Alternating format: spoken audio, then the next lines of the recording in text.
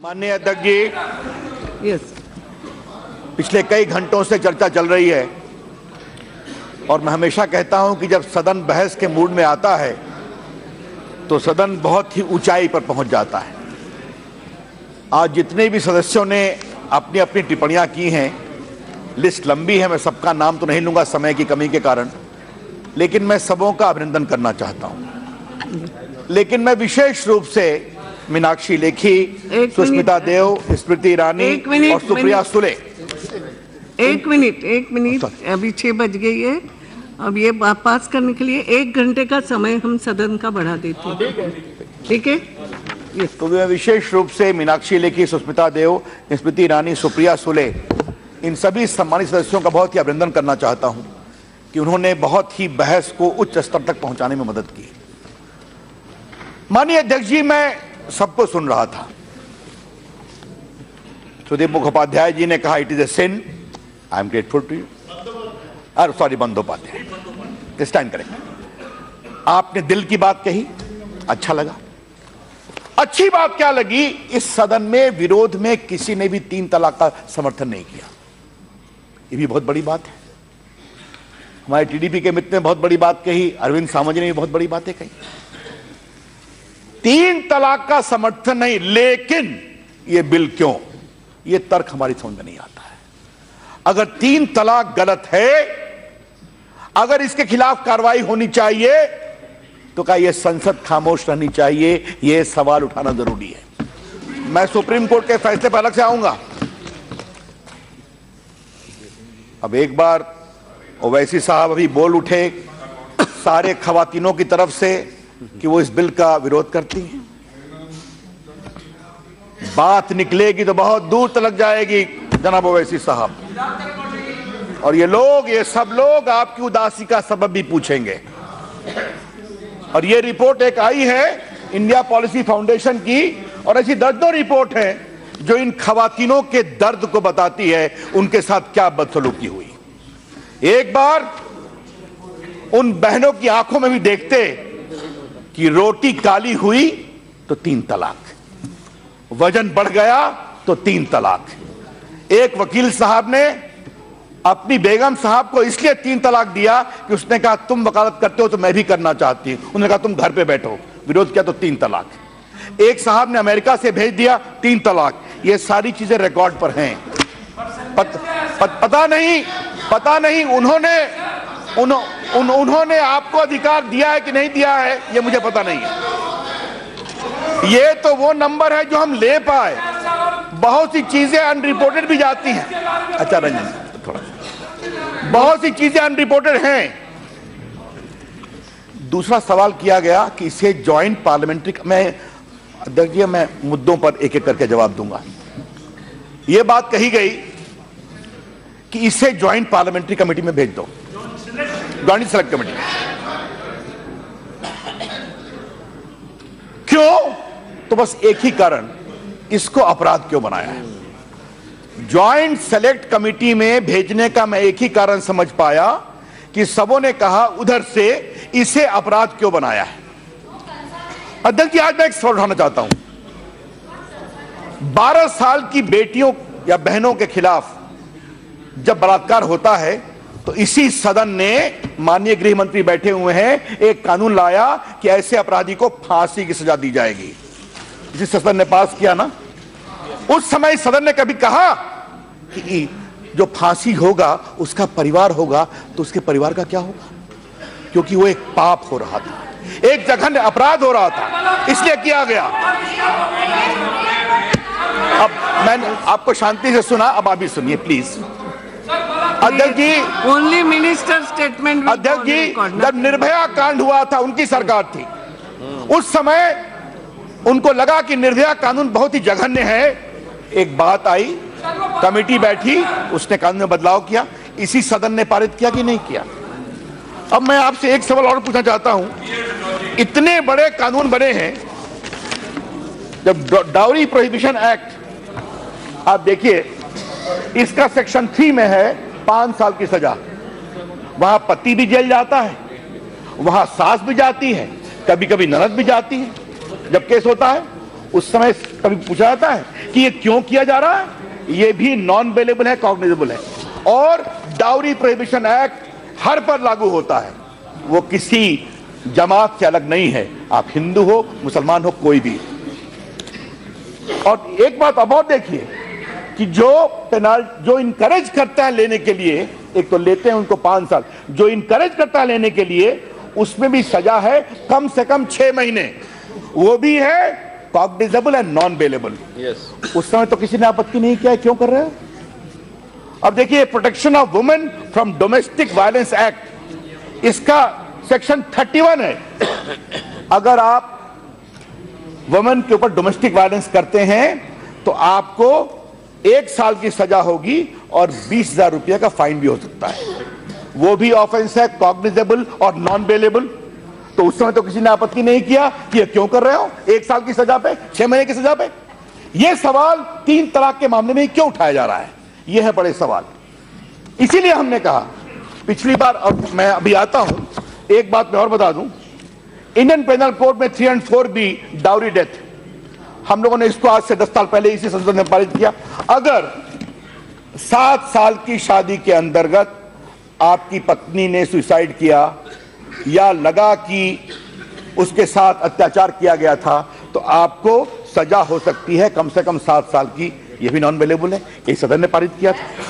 498 है, अगर हस्बैंड या हस्बैंड का कोई संबंधी वुमन को के साथ में अत्याचार करता है, क्रूएल्टी करता है, तो उसको 3 साल की सजा हो सकती है, वो भी नॉन बेलेबल है। तो इतने कानून बने, इस पर तो कभी आपत्ति नहीं उठाई गई। ये आपत्ति सिर्फ 3 तलाक पर ही क्यों उठाई जा रही है?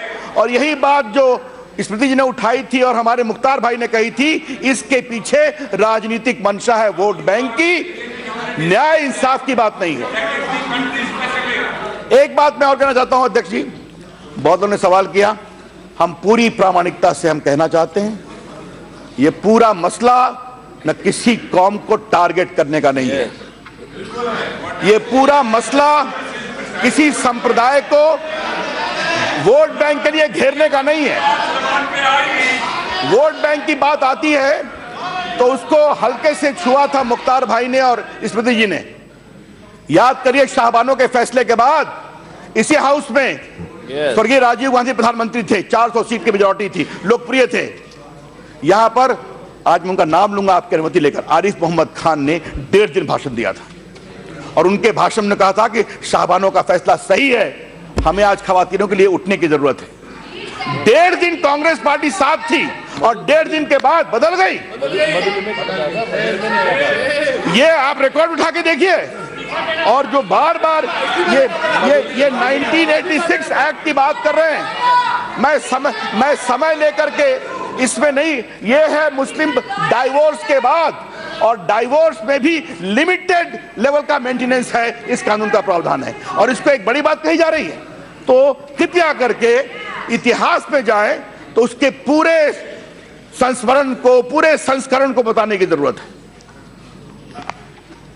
एक बात और बार बार कही गई कि सुप्रीम कोर्ट ने तो आपको नहीं कहा था कानून लाने के लिए। अब जरा मैं इसकी भी चर्चा करना चाहता हूं। और अध्यक्ष जी, सुप्रीम कोर्ट में 5 जजेस थे। एक जजमेंट है खेहर साहब का और नजीर साहब, दूसरा है जस्टिस कुरियन जोसेफ का, और तीसरा है जस्टिस नारीमन, जस्टिस ललित का। मैं कुरियन जोसेफ साहब से शुरू करता हूं। उन्होंने, अब बहुत बहस चल रही है कुरान पर, उधर से कह रहे हैं हम आपको पढ़ाएंगे, कुछ लोग कह रहे हैं आपकी समझदारी नहीं है, इसलिए मैं उसमें नहीं पढ़ना चाहता। मैं जो सुप्रीम कोर्ट के जज ने कुरान को एक्सप्लेन करने के बाद कहा वो मैं पढ़ रहा हूं।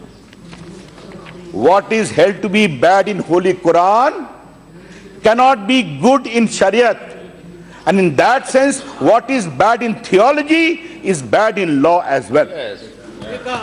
अब सुप्रीम कोर्ट ने अगर कह रहे हैं पूरे सभी कुरान शरीफ की आयतों का विस्तार से विवरण करके कि जो कुरान में पाप माना गया है वो कानून में सही कैसे हो सकता, इसका जवाब क्यों नहीं देना चाहते हैं?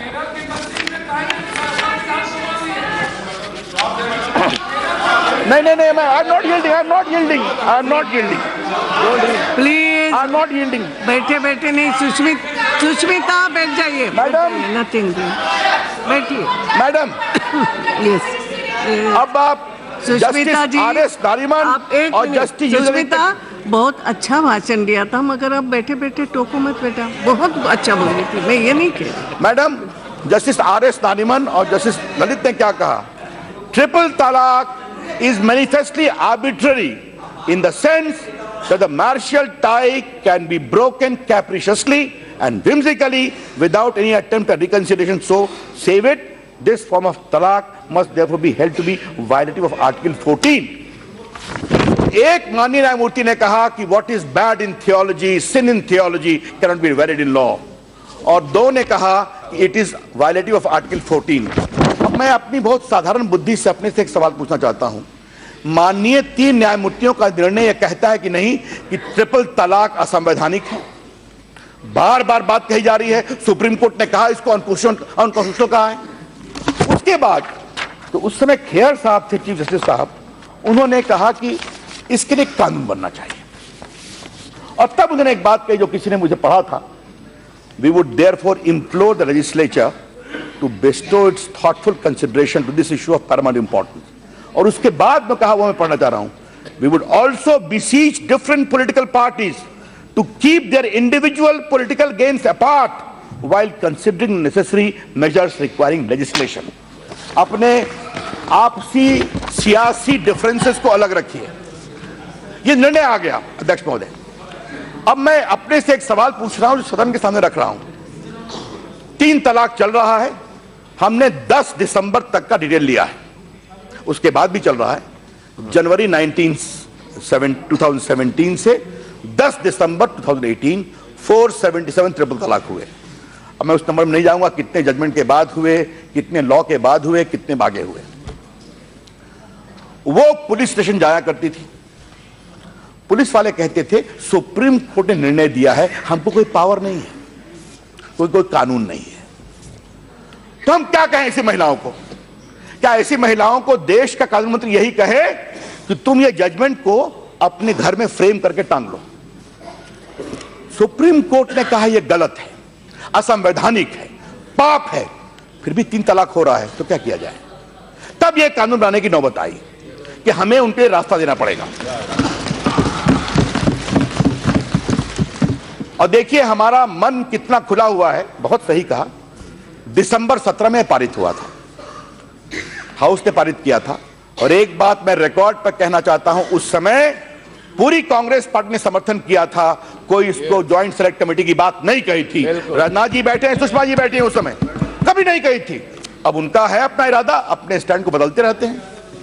लेकिन हमारा कितना खुला दिमाग है अध्यक्ष महोदय, आप ये देखिए कि हमें लगा कि एक आपत्ति में दम है कि कोई पड़ोसी एफआईआर नहीं फाइल कर दे, कोई दुश्मन नहीं फाइल कर दे, तो हमने इसको बिल्कुल सीमित किया, विक्टिम महिला ही फाइल कर सकती है, नंबर 1, या उसके ब्लड रिलेशन या उसके मैरिज से रिलेशन, ये कर दिया। फिर कुछ लोगों ने कहा समझौता भी तो हो सकता है, तो समझौते का हमने एक रास्ता दिखाया है। अब बहस हो रही है सब्सिस्टेंस अलाउंस कहां से तय होगा। अध्यक्ष महोदय, आपका बहुत ही व्यापक अनुभव है, हमने कहा मैजिस्ट्रेट विल डिसाइड। आप देख लीजिए 125 का जो कानून है उसमें भी है, सीआरपीसी में मैजिस्ट्रेट विल डिसाइड। ये जो इसका कानून है मुस्लिम पर्सनल लॉ का, ये भी है मैजिस्ट्रेट विल डिसाइड। ये हमने क्यों कहा है मैजिस्ट्रेट विल डिसाइड? क्योंकि मैजिस्ट्रेट को हमने पावर दिया है कि केस के गुण दोषों का विश्लेषण करके पति की आय क्षमता देखकर आप तय करें कि कितना आप देंगे। अगर कोई छोटा, पति की छोटी कमाई है तो सबसे छोटा होगा, कोई बड़े व्यापार करने वाले हैं उनको बड़ा देना पड़ेगा। तो ये सारा हमने मैजिस्ट्रेट के विवेक पर छोड़ा है, जो पूरा निर्णय मामले को सुनकर करेगा। फिर कहा गया कि इसमें बेल का प्रावधान नहीं था, तो ये जो प्रावधान है 3 साल की सजा दी है, तो आपको पुलिस स्टेशन से बेल नहीं मिलेगा, मैजिस्ट्रेट आपको बेल देगा। लेकिन हमने खवातीनों को यह इज्जत दी है, आपकी सुनवाई के बाद ही बेल दिया जाएगा। क्यों? क्योंकि वो पीड़ित महिला अपनी पीड़ा को कोर्ट के सामने बताएगी, इसलिए जरूरी है, इसलिए जरूरी है। और ये हमने बहुत सोच समझ के ये बात कही है कि अगर हमें खवातीनों को, उस पीड़ित महिला को इज्जत देनी है तो बेल में उसकी सुनवाई करें। और माननीय अध्यक्ष जी, आपका बहुत व्यापक अनुभव है, हमें पूरा विश्वास है कि बहुत सारे मामले पहली ही पेशी में सुलझ जाएंगे। मजिस्ट्रेट पूछेगा पति से, तूने 3 तलाक दिया, नहीं दिया, पत्नी को इज्जत से वापस ले जाओ, घर पे रखो, टर्म्स रिकॉर्ड करेगा, इसको मेंटेन करो, और अगर तूने दिया तो जेल जाओ, ट्रायल फेस करो। अब लोग कह रहे हैं 3 साल, 3 साल ट्रायल के बाद होगा, 3 साल सजा है, बेल 10 दिन में भी मिल सकता है, 15 दिन में मिल सकता है। तो ये जो बार बार 3 साल किया जा रहा है, वो ट्रायल के बाद आप कन्विक्ट होंगे तब आपको दिया जाएगा। अध्यक्ष जी, आज मैं एक बड़ा सवाल इस सदन के सामने उठाना चाहता हूं। भारत तो एक सेक्युलर कंट्री है ना, इसको हम लोग, आई एम नॉट यील्डिंग, आई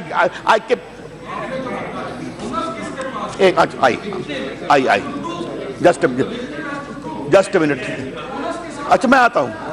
अध्यक्ष महोदया, भर्तृहरि जी बहुत ही अनुभवी सांसद हैं, मैं आपका बड़ा सम्मान करता हूं। 1 मिनट, इसको कहते हैं, वेणुगोपाल जी कहीं बैठ के बात करो। इसको मैं कहता हूं अध्यक्ष जी, बैठ के बात करो कहीं तो भी। इसको मैं कहता हूं अननेसेसरी लीगलीज।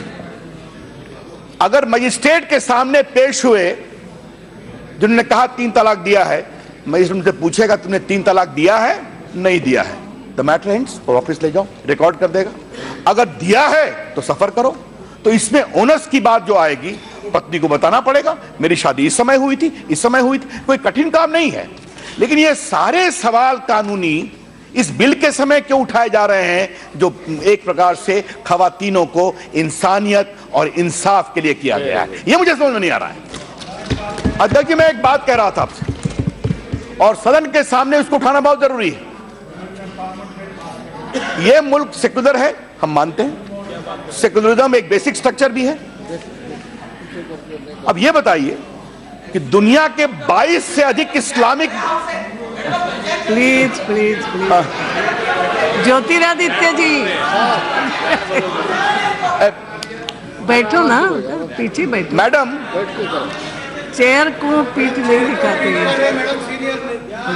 22 इस्लामिक मुल्कों में इसको कोडिफाई किया गया है, पाकिस्तान में भी किया गया है, बांग्लादेश में भी किया गया है। प्लीज प्लीज शांति। और मैडम, ये कोडिफिकेशन क्या है? कोई 3 तलाक हड़बड़ी में नहीं दिया जाएगा, एंगर में नहीं दिया जाएगा, आपका मेंटल कंडीशन नहीं ठीक है तो नहीं दिया जाएगा।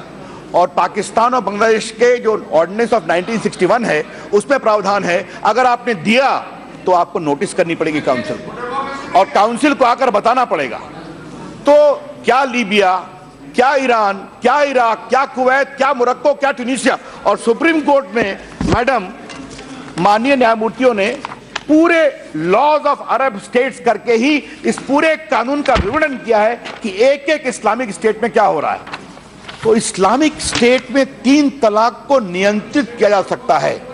इस्लामिक स्टेट में 3 तलाक को कई मामलों में अपराध भी किया जा सकता है, लेकिन हिंदुस्तान ऐसे सेकुलर मुल्क में नहीं हो सकता है। ये मुझे समझ में नहीं आता है, ये कौन सा तर्क है, ये क्यों होना चाहिए?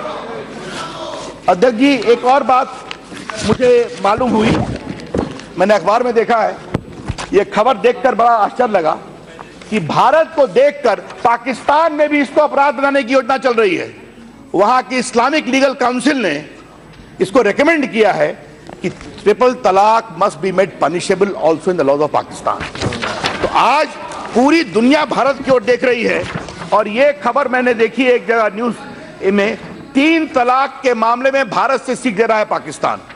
तो आज पूरी दुनिया भारत की ओर देख रही है, और इसे मैं बड़ी विनम्रता से गुजारिश करना चाहूंगा, इसके अंदर कोई सियासत नहीं है।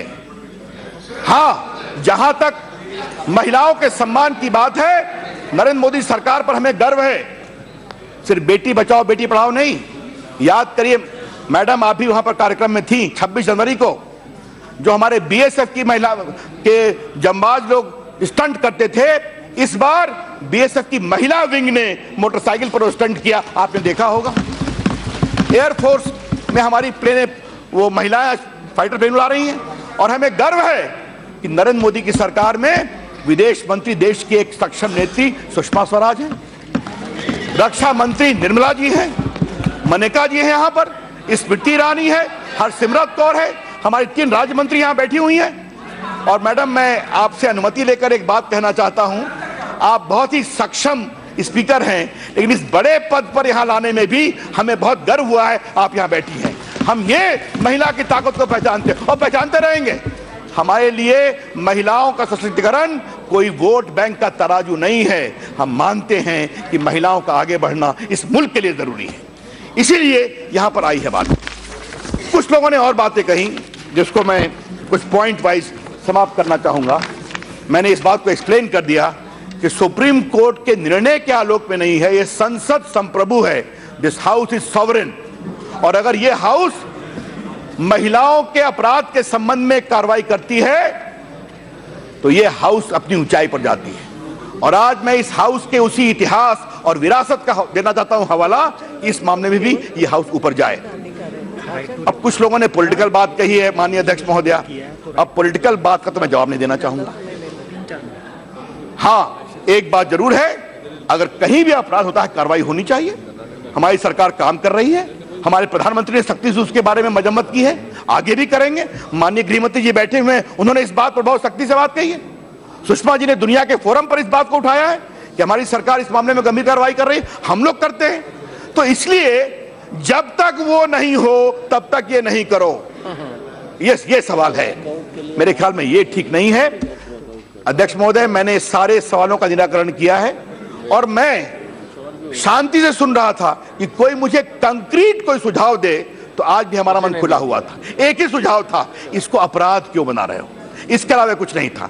बाकी कुछ लोगों ने कहा है 4, 5, 6 में कॉन्ट्रडिक्शन है, कोई कॉन्ट्रडिक्शन नहीं है। अध्यक्ष जी, मैं आपसे एक सवाल पूछता हूं।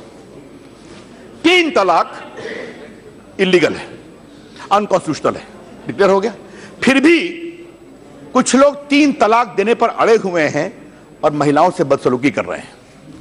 तो क्या यह सदन खामोश रहे? ये बड़े सवाल है। और सदन ये कानून लेके आई है, तो सदन ये कानून लेकर के आई है तो इसलिए कि उनको सम्मान मिले, इंसाफ मिले, और इसीलिए हमने कानून बनाया है। और आप जान लें, deterrence is always a great impact in containing these types of activities. चाहे हमने उसको बलात्कार लें, या महिलाओं का डोमेस्टिक वायलेंस लें, या दहेज प्रथा लें, या आपके 498A लें, इसलिए इस पूरे मामलों में deterrence is always important to contain the crime और इलीगल एक्टिविटी। तो इसीलिए ये पूरा मामला स्नेह का भी है, प्रेम का भी है, इसमें कंपाउंडिंग भी है, इसमें समझौते भी हैं, और इसमें कानून का डिटरेंस भी है। करोगे तो जेल जाओगे, नहीं मानोगे तो सजा पाओगे। ये इस पूरे कानून का प्रावधान है। तो मैं आपके माध्यम से सदन से बहुत विनम्रता से आग्रह करूंगा कि इसको सर्वानुमति से पास करें। बहुत बहुत धन्यवाद। प्रेमचंद्रन जी। Thank you very much, Madam Speaker. Yes. Madam Speaker, the government, the Honorable Minister has not spared a single second of time out of his reply speech to substantiate the case of issuance of an ordinance. What is the urgency of promulgating that ordinance? Yes, I'm grateful. Madam, ordinance हमें क्यों लाए? I am grateful to you my friend. Ordinance हम इसलिए आए madam कि राज्यसभा में bill pending है, बहुत कुछ राजनीतिक दबाव प्रतिदबाव भी है, उसका रास्ता हम निकालेंगे वहां, और इसीलिए पुराना बिल वहां विड्रॉ भी करेंगे। हमें यह बताइए, अगर बिल पास नहीं हो रहा है, जिसके पास करने में बहुत कुछ राजनीतिक विरोध भी है, तो क्या हम महिलाओं को तंग होने दें, ट्रिपल तलाक होने दें? ऑर्डिनेंस का रास्ता इसी के लिए है, to address an urgent issue, और इसीलिए हमने उस अर्जेंट इशू के लिए इस ऑर्डिनेंस को लाया है, ताकि उनको न्याय मिले और उनको। और आपकी जानकारी में खुशी होगी कि ऑर्डिनेंस होने के बाद से कुछ संख्या कम हो रही है, चल रहा है, अब लोग बेल ले रहे हैं, इसलिए डिटरेंट काम कर रहा है और ये करना चाहिए।